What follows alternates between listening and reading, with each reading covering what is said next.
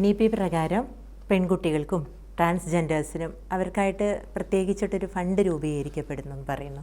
അപ്പോൾ സാർ, ഇത് ലിംഗസമത്വം എന്നുള്ള ഒരു മനോഭാവം അവിടെ ചോദ്യം ചെയ്യപ്പെടില്ല, അല്ലെങ്കിൽ വെല്ലുവിളിയായിട്ട് വരില്ലേ? അതിനുള്ളൊരു സാധ്യതയില്ലേ? അല്ല, ഇപ്പോൾ ഈ ലിംഗസമത്വം ഇല്ലാത്തത് കൊണ്ടാണ്, ഒരു സാമൂഹിക തിന്മയായിട്ട് നിലനിൽക്കുന്നത് കൊണ്ടാണ് അതിനെ അഡ്രസ്സ് ചെയ്യുന്നത്. എന്നതില്ലാതാവുന്നുവോ അന്നത് ഒഴിവാക്കാം. ഇപ്പോൾ ആൺകുട്ടികളും കേരളത്തിലെ ആൺകുട്ടികളും പെൺകുട്ടികളും പഠിക്കുന്ന അത് നോക്കുമ്പോൾ ഒരേപോലെയാണ്, അല്ലെങ്കിൽ പെൺകുട്ടികൾ കൂടുതൽ പഠിക്കുന്നു. ഉയർന്ന ക്ലാസ്സിലും ഇപ്പോൾ പെൺകുട്ടികൾ പഠിക്കുന്നു. പക്ഷേ ദേശീയ ആവറേജ് ചില സംസ്ഥാനങ്ങൾ, ആ സംസ്ഥാനങ്ങൾ ചില പ്രദേശങ്ങൾ, ചില കമ്മ്യൂണിറ്റികളിലേക്ക് എല്ലാം പോകുമ്പോൾ നമ്മൾ താഴേക്ക് പോകുമ്പോൾ കേരളത്തിൽ തന്നെ ആൺ പെൺ അനുപാതം ആൺകുട്ടികളെക്കാളും പെൺകുട്ടികൾ പഠനത്തിലുണ്ട്. പക്ഷെ ചില ഏരിയ നമ്മളെടുത്താൽ പെൺകുട്ടികളുടെ പഠനം കുറവാണ്, കൊഴിഞ്ഞുപോക്ക് കൂടുതലുണ്ട്. ഉന്നത വിദ്യാഭ്യാസത്തിൽ കൊഴിഞ്ഞുപോക്ക് പെൺകുട്ടികൾ കൂടുതലുണ്ട്, പല സാമൂഹിക കാരണങ്ങൾ.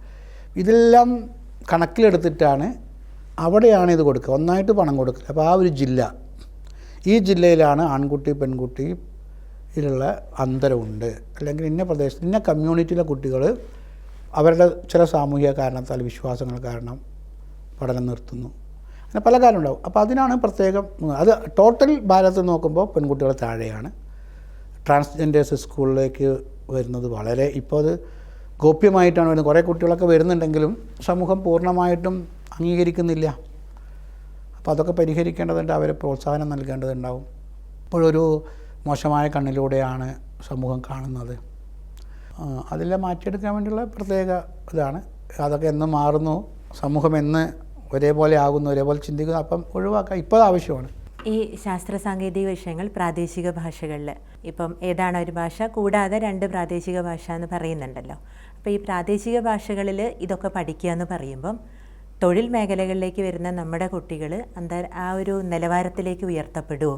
അതൊരു ചോദ്യമായിട്ട് അവശേഷിക്കില്ലേ സാർ? ഞാനിങ്ങനെ ഈ പുതിയ നമ്മുടെ ദേശീയ വിദ്യാഭ്യാസ നയത്തെക്കുറിച്ച് ഉള്ള ചർച്ചയിൽ ഭാഷ എന്തുകൊണ്ടാണ് വരാത്തത് എന്ന് ചിന്തിക്കുകയായിരുന്നു. ഏറ്റവും പ്രധാനപ്പെട്ട നമ്മുടെ ഭാഷയുടെ തിരിച്ചുവരവാണ്. ഭാരതത്തിലെ ഈ വിജ്ഞാനമൊക്കെ ഉണ്ടാക്കി നമ്മൾ ഭാഷയിലാണ്. നമ്മുടെ ഏത് ഭാഷയ്ക്കാണ്, ഏത് വിജ്ഞാന മേഖലയാണ് കൈകാര്യം ചെയ്യാൻ പറ്റാത്തത് നമുക്ക് അറിഞ്ഞുകൂടാ. എല്ലാ ഭാഷയും ആ കാലത്ത് തീർച്ചയായിട്ടും ഇപ്പോൾ ഉണ്ടായുള്ള ചില ശാസ്ത്ര സാങ്കേതിക രംഗത്തെ ചില പേരുകൾ, ആ പേരുകൾ ചിലപ്പോൾ ഒരു പക്ഷേ നമ്മളെ ഭാഷയിൽ ഉണ്ടാവില്ല. കാരണം അതിനുശേഷം ഈ ഭാഷയിൽ അത് സ്വീകരിച്ചില്ല. അവിടെ നിന്നുണ്ടായ ഭാഷകൾ, വാക്കുകളാണ്. ആ വാക്കുകൾ അങ്ങനെ സ്വീകരിക്കുന്നതിനെ കൊണ്ട് വിരോധമില്ല. പക്ഷേ ശാസ്ത്രം പഠിക്കുക എന്ന് പറയുമ്പോൾ അത് ആ കുട്ടിയുടെ ഉള്ളിൽ അതിൻ്റെ കൺസെപ്റ്റാണ് ഡെവലപ്പ് ചെയ്യേണ്ടത്, അതിൻ്റെ ആശയമാണ്. അപ്പോൾ ആശയ ദൃഢീകരണം ഉണ്ടാകുക സ്വഭാഷയിലൂടെയാണ്. ആ കുട്ടി അതിൻ്റെ ആ വിഷയത്തെ ഗ്രഹിക്കുക. അതുകൊണ്ട് ശാസ്ത്ര പഠനം കുട്ടിയുടെ ഭാഷയിൽ എന്നുള്ളതാണ് ഏറ്റവും ശാസ്ത്രീയം. ലോകത്തെ ഏറ്റവും വികസിത രാജ്യങ്ങൾ നോക്കിയാൽ അത് ശാസ്ത്ര സാങ്കേതിക രംഗവും സാമ്പത്തിക രംഗവും പരസ്പരം ബന്ധപ്പെട്ടതാണ്. ആ രാജ്യങ്ങളുടെയൊക്കെ വിദ്യാഭ്യാസം അവരുടെ ഭാഷയിലല്ലേ. ചൈനയിൽ ചൈനീസ് ഭാഷയിലാണ്, ഇസ്രയേൽ ഇബ്രു ഭാഷയിലാണ്, കൊറിയയിൽ കൊറിയൻ ഭാഷയിലാണ്, ജപ്പാനിൽ ജപ്പാനീസ് ഭാഷയിലാണ്, ജർമ്മനിൽ ജർമ്മൻ ഭാഷയിലാണ്. ഇംഗ്ലീഷ് ഉള്ളത് എവിടെയാണ്? ഇംഗ്ലണ്ടിലും അമേരിക്കയിലും മാത്രമാണ്. ബാക്കിയെല്ലാം ലോകത്തെ ഏറ്റവും വികസിതമായ 20 രാജ്യങ്ങളെടുത്താൽ ആ 20 രാജ്യങ്ങളിലെയും ഭാഷ അവരുടെ ഭാഷയാണ്. ഇനി ലോകത്തെ ഏറ്റവും പിന്നോക്കം നിൽക്കുന്ന 20 രാജ്യങ്ങളെടുത്താൽ ആ രാജ്യങ്ങളിലെല്ലാം ഉന്നത വിദ്യാഭ്യാസത്തിൻ്റെ, ശാസ്ത്രത്തിൻ്റെ ഭാഷ അവരടക്കി ഭരിച്ച ഭാഷയാണ്. അവർ പിന്നില്ല. അപ്പോൾ നേരിട്ട് നമ്മുടെ ലോകത്തിൻ്റെ ഇന്നത്തെ വർത്തമാനം നോക്കിയാൽ തന്നെ നമ്മുടെ പഠനം, നമുക്ക് ഏറ്റവും നല്ല ആൾക്കാരെ ഉണ്ടാക്കാൻ പറ്റുക നമ്മുടെ ഭാഷയെ പഠിച്ചാലാണ്. നമ്മുടെ ഭാഷയെ പഠിച്ചുകൊണ്ടാണ് CV രാമനും, നമ്മുടെ ഭാഷയെ പഠിച്ചുകൊണ്ടാണ് നേരത്തെ പറഞ്ഞ ആൾക്കാരൊക്കെ ഉണ്ടായത്. നമ്മുടെ തമിഴ് ഭാഷയിൽ പഠിച്ചുകൊണ്ടാണ് APJ അബ്ദുൽ കലാം ഉണ്ടായത്.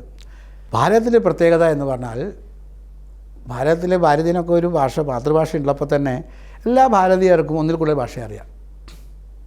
ഇപ്പോൾ ഈ സ്കൂളിൽ പഠിച്ചുകൊണ്ടൊന്നുമല്ല. അത് ഒന്നുകിൽ അദ്ദേഹത്തിൻ്റെ ഒരു നമ്മുടെ ഭൂമിയിൽ ജിയോഗ്രഫിക്കലി അടുത്ത് കുറേ ഭാഷകളുണ്ടാവുന്നുണ്ട്.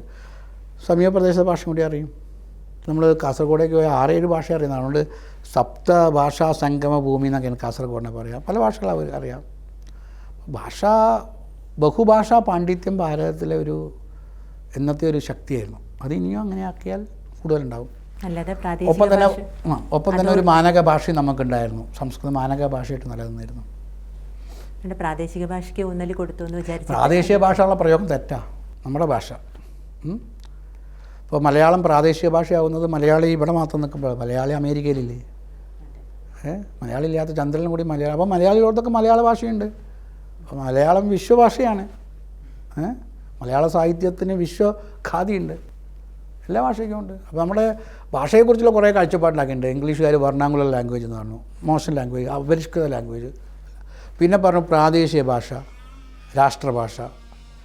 ഭാരതത്തെക്കുറിച്ച് ചിന്തിക്കുമ്പോൾ ഭാരതത്തിലെ എല്ലാ ഭാഷയും ഭാരതത്തിലെ രാഷ്ട്രഭാഷകളാണ്, ദേശീയ ഭാഷകളാണ്. ചില ആ കാലഘട്ടത്തിലെ ആവശ്യത്തിനനുസരിച്ച് ഏറ്റവും കൂടുതൽ ആൾക്കാർ സംസാരിക്കുന്ന ഭാഷകൾ ഭരണഭാഷയാക്കാൻ വേണ്ടിയിട്ട് ഭരണഘടനയിൽ ഇപ്പോൾ 22 ഭാഷകളുണ്ട്. ഇംഗ്ലീഷ് ഭാഷ അതിനകത്ത് ഇല്ല, പക്ഷേ ഇംഗ്ലീഷ് ഭാഷയാണ് പ്രയോഗത്തിലുള്ളത്. അപ്പോൾ ബാക്കിയുള്ള ഭാഷകളിൽ നമ്മൾക്ക് വികസിപ്പിക്കേണ്ടതുണ്ട്. ഭാരതത്തിലെ എല്ലാ ഭാഷകളേക്കും അതിൻ്റേതായ ഒരു തനിമയുണ്ട്, അതിൻ്റെതായ ശക്തിയുണ്ട്, അതിൻ്റെതായ പ്രാധാന്യമുണ്ട്. അപ്പോൾ ഒരു ഭാഷ ഒരു സമൂഹത്തിൻ്റെ, ഒരു വ്യക്തിയുടെ സ്വത്വത്തിൻ്റെ ഭാഗമാണ്. അത് നമ്മൾ സ്വീകരിക്കണം. അപ്പോൾ തൊഴിൽ എന്ന് പറഞ്ഞത്, തൊഴിലല്ലേ ഇപ്പോൾ പറഞ്ഞത്, തൊഴിൽ കിട്ടുമെന്ന്. ആ നിലവാരത്തിലേക്ക് പിന്നെന്താ സാധിക്കില്ലേ എന്നുള്ളതാണ്. തൊഴിൽ മേഖലയിൽ കഴിവല്ലേ നമുക്ക്, ഭാഷയില്ലല്ലോ.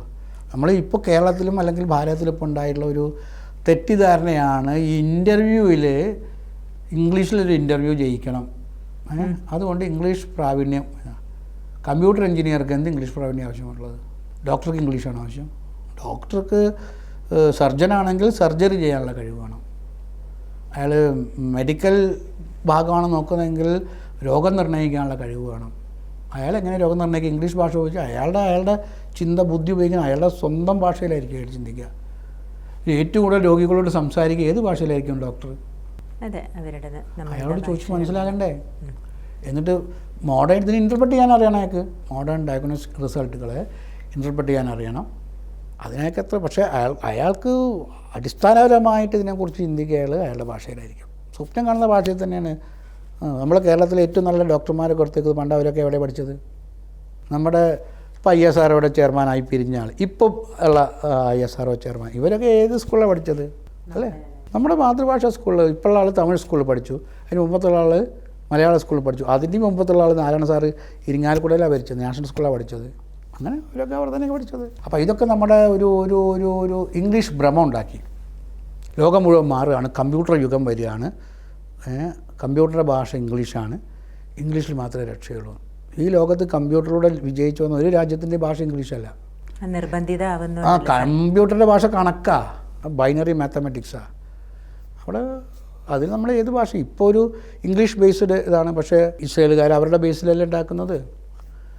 നമ്മൾ മുകളിലേക്ക് വന്നാൽ നമ്മളുടെ ഭാഷയ്ക്കനുസരിച്ച് ലോകം മാറും. ആ മാറ്റം വരണം.